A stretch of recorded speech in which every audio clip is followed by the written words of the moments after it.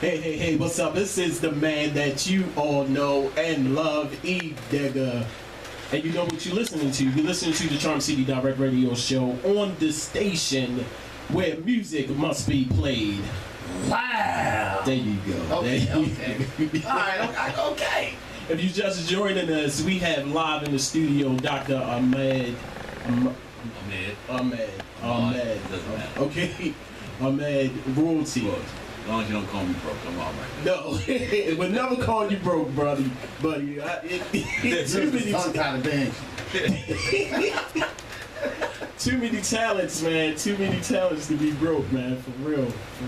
Appreciate it. And also we have the beautiful, the talented Miss Hollywood in with Dr. Ahmed to talk to everyone about her experience working with this brother. And yes, if you're just tuning in, you'll hear her testimony as well. I do need to say this.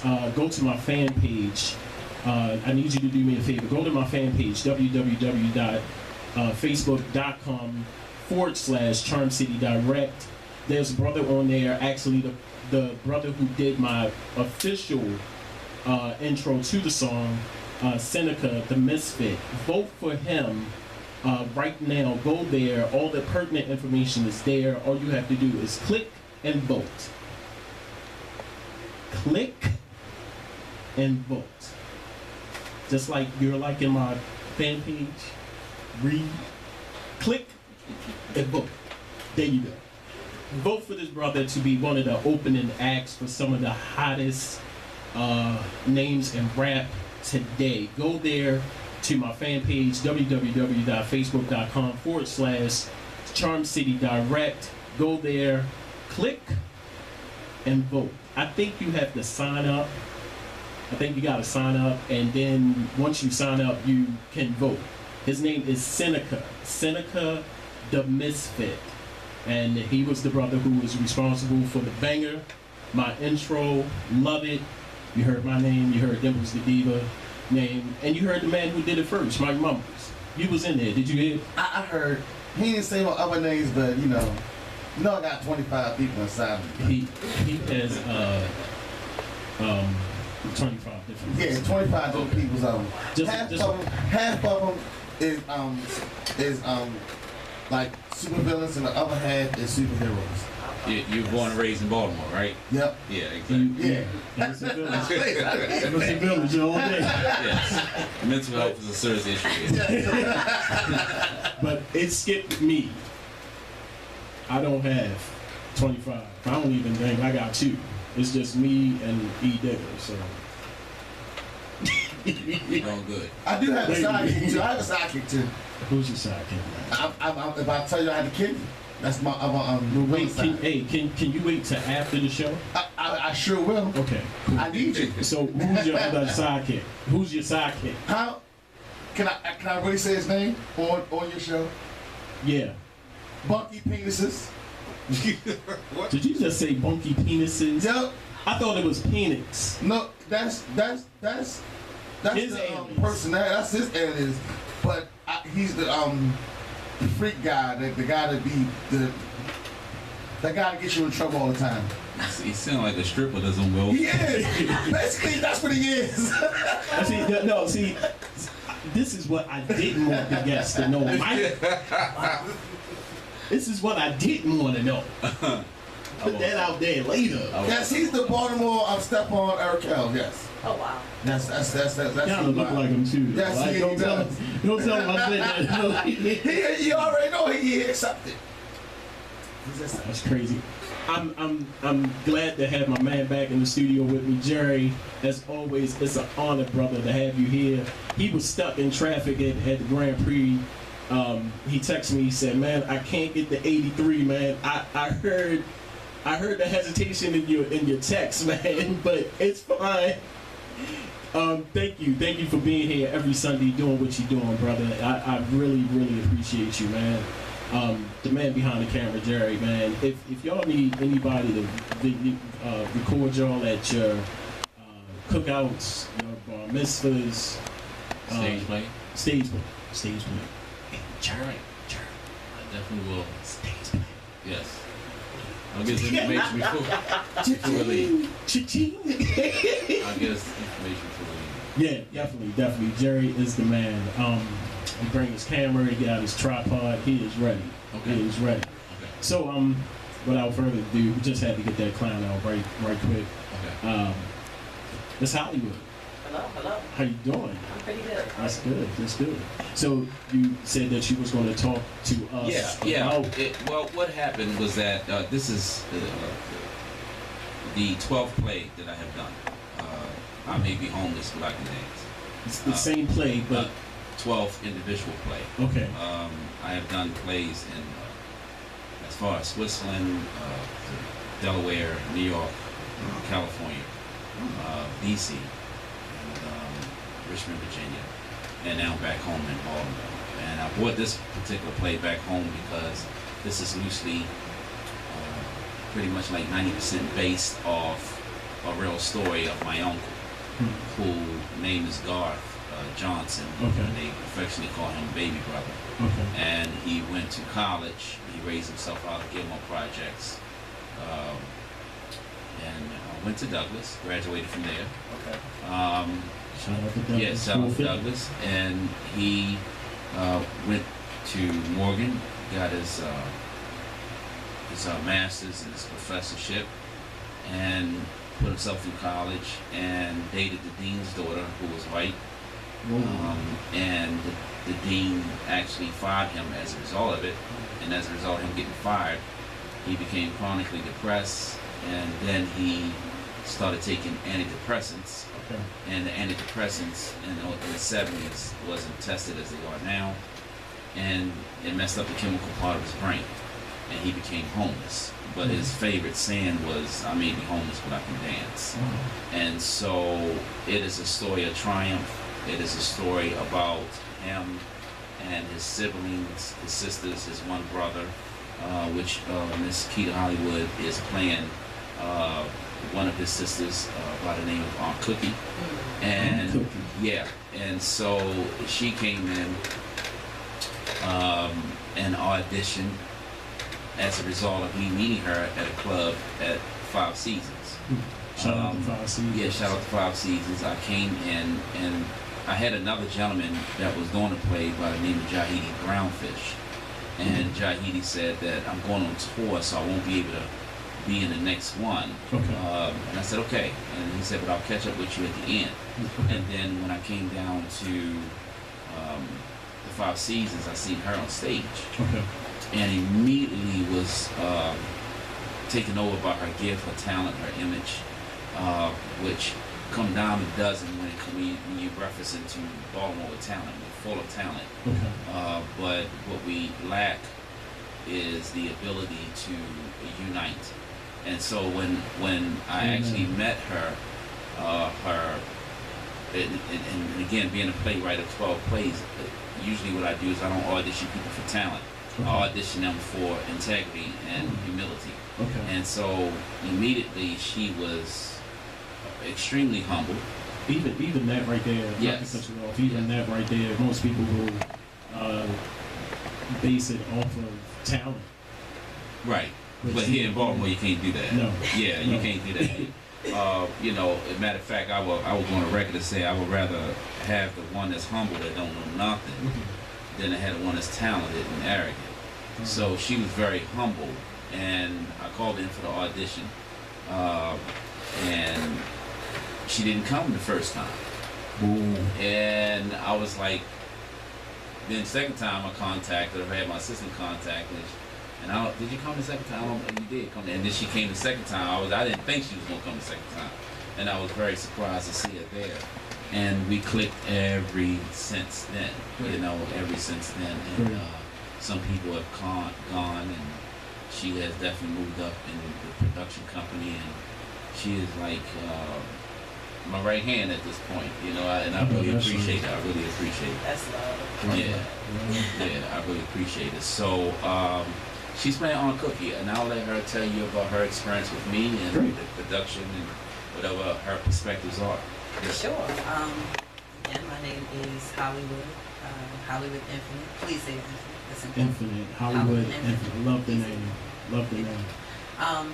And I play Aunt Cookie, and Aunt I may Cookie. be homeless, but I can dance. Aunt Cookie is a trip, y'all. Like, y'all would love y'all some Aunt Cookie. She's the aunt who, you know, she's really cool and down to earth, and her thing is, you can talk to me about anything, baby, and you can talk to her about anything, but it's just this thing that as soon as you start talking, Aunt Cookie has a tendency to come in and somehow make things about her. I don't know how that always happens, you know. Yes. Wow. So yeah, Aunt Cookie I know a couple is of people like that. yeah, she's very interesting. You know, you tell Aunt Cookie, yeah, Aunt Cookie, I went and signed up for this gym membership at Planet Fitness, and she's like, Planet Fitness. You know, this planet could use some fitness. I was out there recycling the other day, baby, and you know, the trash man had the nerve to come and try and take my recycling bin. It was just a trip, you know. Always So making it just about that her. quick. It's all about her. All about her. Yeah. Royalty Stageplays has been a blessing. It's been an experience worth writing about. And as what I call a slasher, I'm a poet, musician, actress. Okay. So this slash that slash the other. It's I call that triple threats. Yeah. Jill of all trades. Might be the Mike Mumble syndrome. That's why. Wow, I like You that. know, like she don't have 25 different personalities living in I'm her. not talking about that part. I'm talking about the stuff I do. 20, I do a lot of stuff. I'm just not just doing this. He, the hardest working man in Yes. music and DJing. The man who did it first. Yup. Yes. Produce, make beats, dance. I do that too. Mumping. No, I really am a dancer. I pay for it in the long run. The next morning, you know, thank God for Advil. So you said that you are a musician. Yes. And what instrument do you play? I play guitar. Wow. And I saw a couple of pictures on Facebook. I'm always on Facebook. I hardly tweet. I hardly get on Twitter. Yeah. Yeah, I need to do that too. Somebody's like, you need to tweet. Not just want to do that. But saw a couple of pictures with Jolie that was on the show. Phenomenal singer. Yeah. Awesome spirit too. Awesome. Yeah. And he was playing the guitar as they were leaving rehearsal. Right. And I was like, man, that's incredible. Yeah. That's incredible. And you were on. Anthony McCartney show. Yeah. How was that It experience? was awesome, man. It was definitely a milestone for me as an artist. You know, some people might look at it like a small scale because it's like, oh, it's local. 88.9 is Morgan State Radio, but that's Yes. a FM radio station. Yes. Anyone with FM radio could tune in and hear Jolie sing her song, hear me Yes. sing my song. The interview was great. He was awesome. Yeah, I had and an amazing time. Unfortunately, I missed because I didn't know the time. Right. And I texted her and I asked, what time is the show? What time is the show? And she said, you missed it. I was like, oh man. But I did read about it. I did see pictures. And it looked like you guys had an awesome time. So, and I just had a question. How has your experience been working with this man? My experience has been freeing. That's the best description for it. It's Baltimore is a very, very funny place. Very And, fun place. You know, the crabs aren't popular here for no reason. That and not to cut you off, I'm having an Aunt Cookie moment, and I'm sorry. It's fine, it happens. Someone told me that we are a perfect city for crabs. We are a perfect city for crabs. Why? Because when we are at the bottom, we're cool. But just as soon as we rise, they pull us back down. And I never looked at it like that. And when she told me it was a female, I'm not going to mention her. Well, this is my biggest fan, Nikki. Shout out to Nikki. She said we are the perfect city for crabs. Because when we're at the bottom, fine. Because we're right there with them. But that's the soon we rise and try to get out of the barrel, one trying to pull us down. Mm-hmm. So it's funny that you said that. But go ahead. I'm sorry. That was No, my I definitely agree, and I'll say this because more often than not, people just don't have the drive to really put in the work to build with someone. Yes. And work on elevating you and elevating me at the same time instead of trying to pull somebody back down. And that's why I said working with him has been freeing, because I just finished working on my separate project. I just did an EP, and he's been helping me with that. He doesn't have to do that. You know what I mean? But as far as being in an environment of building, that's what he does. That's what we do.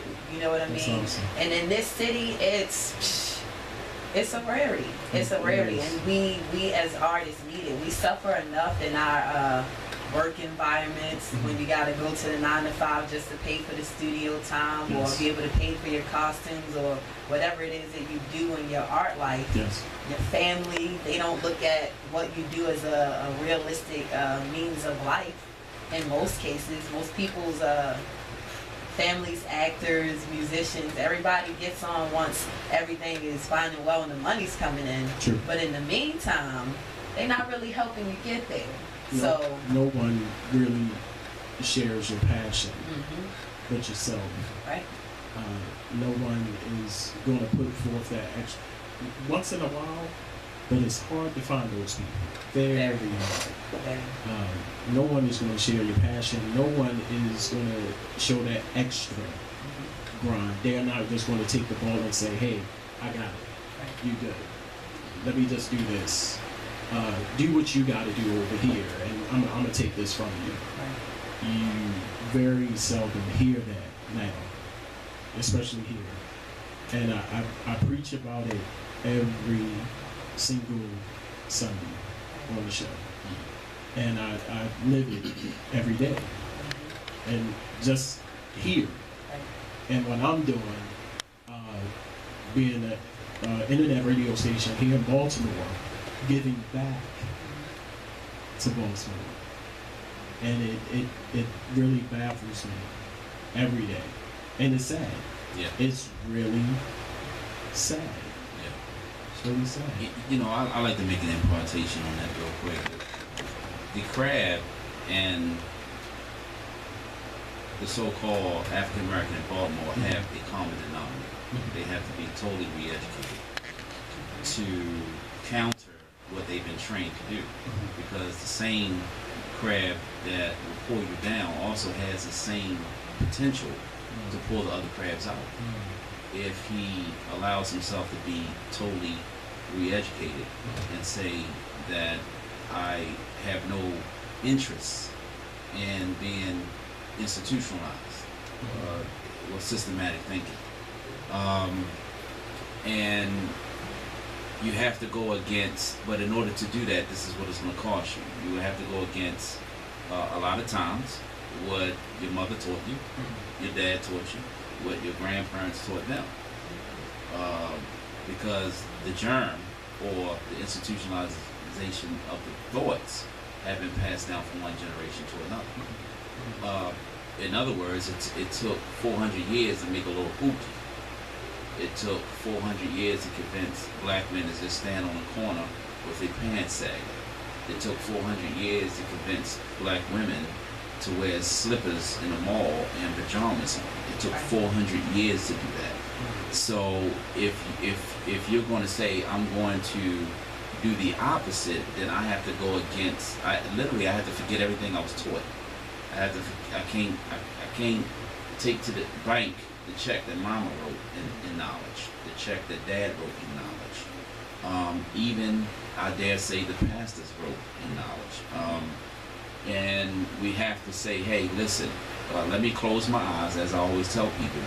They say, well, I don't know what my purpose is. I said, well, close your eyes. What would you do for free that makes you happy?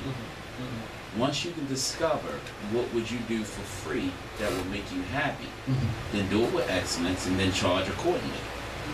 And then turn it into a corporation. For example, there was a young man that came home from jail. His mother called me. She said all he wants to do is sit on the couch and watch movies all the time. He don't want to go get no job.